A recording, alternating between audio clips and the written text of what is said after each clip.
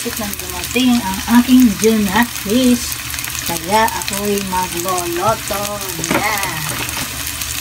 Dito yung nagtatanghalian. Ang lakas sa kanin ng anak ko. Pag wala si Bruno rito, ang lakas sa kanin. Ayan ulit.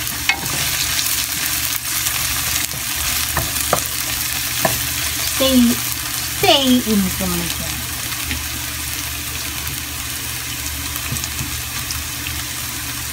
Nangangamoy na. Sunod, lagyan natin ng bell pepper. Yan.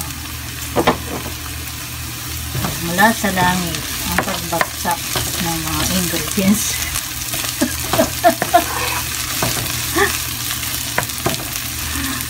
Ayan, naging makulay na siya. Hindi ko nalalagyan ng carrots dahil hindi siya bagay gusto sa lutuin ko. Ayan ulit. Ito na ang pinakahihintay ng lahat. Ay Diyos ko, mahuhulog niya. Ito. Templado na yan. Yakiniku. Nilagay sa plastic para yung kanyang sauce ay kumapit. Yes. Ito po. Ang aking kamay ay ang dumi na. Ikas mo lang ang kamay. Kasi yung color ng karne ay nandito sa kamay ko. May kulay ng karne.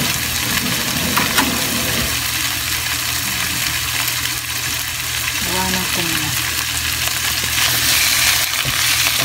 Maligas-ligas pa kasi nilagay ko muna siya sa freezer para hindi masira agad. Pinatigas ko muna siya. Alam nyo naman, diba? Oh, ninigas-nigas pa. Nagkamali ako. Yung bell pepper na ilagay ko na dapat mamaya kaya. Dapat wala sa utak ko. Dapat sibuyas lang. Tapos si karne. Saka sunod si bell pepper or piman in Japanese.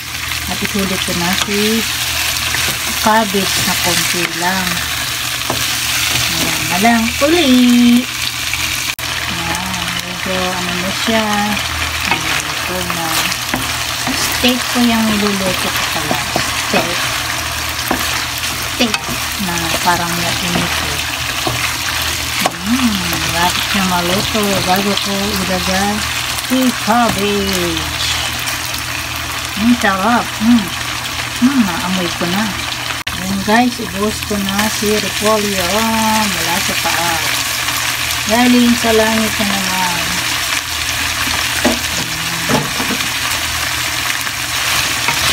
Hirap mag-invento ng lulutoin para makain ang aking na mabait nang gagaling ko sa trabaho. Pagdating dito, gutom na.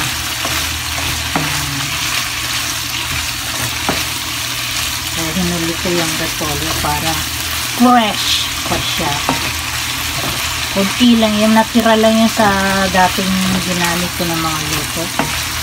So, yan na lang natira. Kaya, nilagay ko na rito, diba? Walang masasayang sa akin. Pati yung, sibuyas na hiniwa ko, hindi ko na sinakita. Yung tira lang din yung sa huling pagluluto ko. Ayan, ulit. Guys, tapos na po ang aking pagluluto. Bye-bye! Hello guys! Ito na yung niluto ko. Tinaping ko na lang siya sa kanin. Muntik pa akong ubusan ng junakis ko. Yan na lang tinira niyang ulam, pati kanin. So, kawawa naman ako. Masarapan siya, mga guys.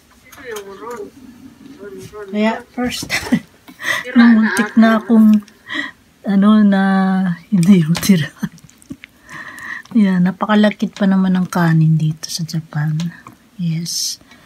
Yan, nagustuhan niya yung aking nilutong karne na may onion, cabbage, spring onion, anong tawag dito, yung bell pepper. Tapos, ang ginamit kong karne yung pang steak. Yan. So, napakasarap guys. Kain tayo. Dito muna ako. Yummy. Kaya pala naubos ng junakis ko. At naubos pati kanin sa kaldero. Kaya hindi ko na po patatagalin. Kasi mukha namang kawawa yung akin. Hindi ko masyadong na video ng maganda. Kakarimpot na lang kasi yung tiniras. Di bali na kasi akong hindi kumain. Basta mapakain ko lang ang junakis ko na nag-iisa. Okay, goodbye. Thank you for your support and God bless and love you all. Pasensya na sa parati ako nagpapasuporta para sa WH itong bahay ni Bruno.